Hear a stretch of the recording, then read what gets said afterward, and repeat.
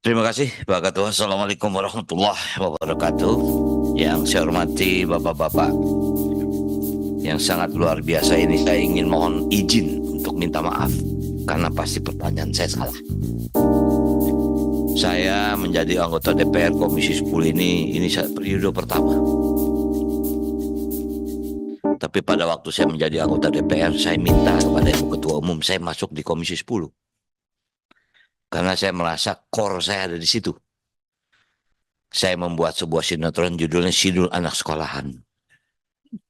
Saya sangat tahu sekolah atau pendidikan itu sangat penting. Tapi Haji Sabeni, bapaknya Sidul, itu mengkuliahkan Sidul itu ngap-ngapan. Sampai jadi supir oplet, jual tanah. Itulah ilustrasi saya tentang dunia pendidikan di Indonesia. Saya awali dengan minta maaf, pasti pertanyaan saya salah. Setelah saya masuk di Komisi 10, kita semua masuk era yang paling gelap. Pandemi COVID 3 tahun. Kami mungkin masuk ke ruangan ini, Pak. Kalau di total, nggak lebih dari 1,5 tahun. Sisanya semua kita virtual, Zoom. Bahkan Pak, 18 Pak, staf kami di sini meninggal dunia. Artinya begitu berat pendidikan yang kita hadapi. Nah, sekarang kita ada di ujung masa jabatan, maaf. Kami alhamdulillah ada sebagian yang lanjut di tempat ini, tapi ada yang selesai. Tapi kami Komisi 10 ini membuat panja tentang pendidikan karena kami tahu orang tua kami mendidik anak-anak dengan susah payah. Itu yang kami nggak mau. Sebelum kami pergi, maaf Pak, saya jadi anggota DPR lagi, belum tahu nih besok saya di mana. Apakah Komisi 10 atau saya ditugaskan komisi lain. Tapi Komisi 10 ingin mempunyai produk yang disebut panja pembiayaan pendidikan. Kami sangat sadar 20% undang-undang ini tidak ada di kami. Sadar, Pak. Saya awali, saya minta maaf. Selama saya jadi anggota DPR, saya dulu dapil Banten, Pak. Kebetulan saya pernah jadi gubernur di Banten. Kita tahu ilustrasi Banten, sekolah religi, madrasah banyak, pesantren banyak. Sebagai anggota Komisi 10, Pak, saya tidak bisa membantu. Karena itu wewenangnya di Kementerian Agama. Nah, saya minta maaf bukan berarti saya menghitung yang lain tidak besar dan tidak kecil. Saya melihat dua Nahdlatul Ulama dengan Muhammadiyah ini saja luar biasa bebannya. Luar biasa bebannya. Perguruan tinggi Nahdlatul Ulama 282, prodinya 1196, dosennya 12.000, mahasiswanya 352.000 sekian. Dua kriteria, Pak. Pertama, golongan ekonomi menengah ke bawah. 67%. Kedua, tidak mampu. 32%. Yang mampu berapa persen ya? Saya bertanya, saya catat di sini. Apakah dapat bantuan biaya pendidikan dari pemerintah? Maaf, Pak. Kami tidak pernah berhubungan dengan Kemenak. Itu Komisi 8. Kita di Komisi 10.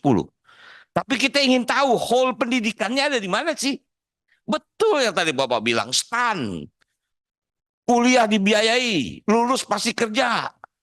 Berebut Menteri Keuangan atau di pajak. Betul, STPDN. Di semua fakultas ada gitu. Ini yang kita tanya, ini salahnya di mana sih? Bahkan kami Pak, untuk renovasi sekolah saja, kita nggak bisa punya fasilitas untuk membantu. Karena itu ada di PUPR. Banten banyak sekolah yang nggak ada WC Pak. Saya minta maaf dulu pada waktu saya jadi gubernur, makanya bantuan provinsi kepada sekolah yang berbasis masyarakat ini, maaf saya anggap cukup tinggi. Setelah itu, tidak ada lagi Pak. Saya minta maaf, Bapak boleh cek. Seumur terberdirinya Provinsi Banten dari tahun 2000, sejak Gubernur Rano Karno menjadi juara umum MTQ. Setelah itu sampai sekarang, menjadi nomor 24 Pak. Itu hanya satu frame yang ingin saya ceritakan. Nah karena itu saya minta maaf. Muhammadiyah ini begini banyak, maka saya ini berapa besar bantuan negara. Kami punya aspirasi, Pak, ada PIP, ada KIP.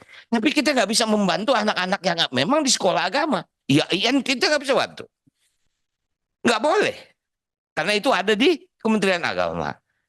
Nah, itu juga membuat kita ini Komisi 10, ini harus sesuatu yang kita lakukan. Saya minta maaf.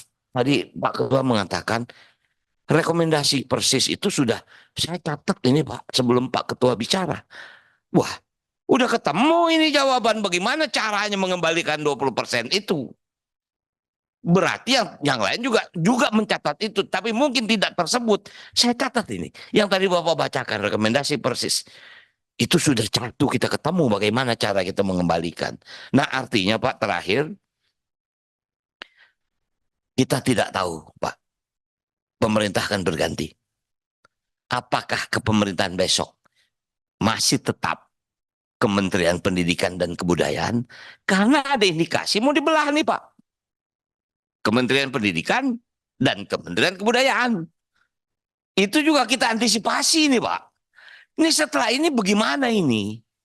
Maaf, ini memang DPR ini kan tempat politik.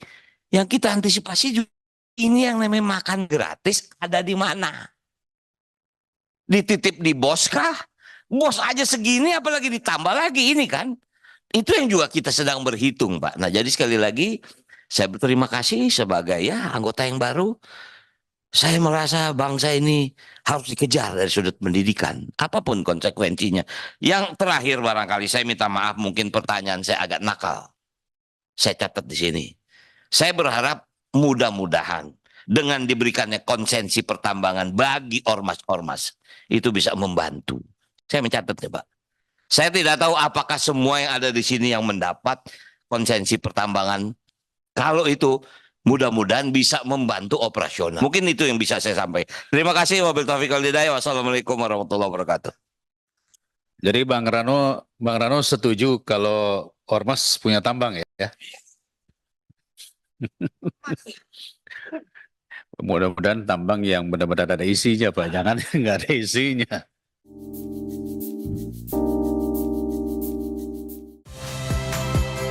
Saya Nitya Anissa.